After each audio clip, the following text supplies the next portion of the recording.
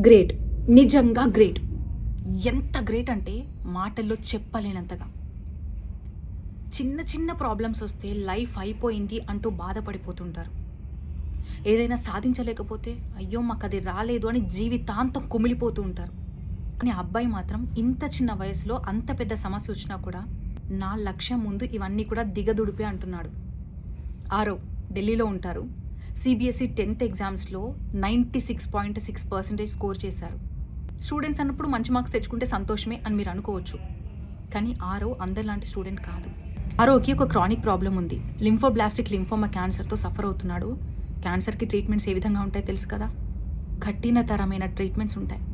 అవన్నీ తీసుకుంటూ ఎగ్జామ్స్కి బాగా ప్రిపేర్ అయ్యి 96.6% స్కోర్ చేశాడు. నా గురించి తెలిసిన ప్రతి ఒక్కరు కూడా అప్రిషియేట్ చేస్తున్నారు. కంగ్రాచులేషన్స్ ఆరవ్, గ్రేట్ అంటూ కమెంట్స్ పెడుతున్నారు. నిజంగా గ్రేట్ కదా.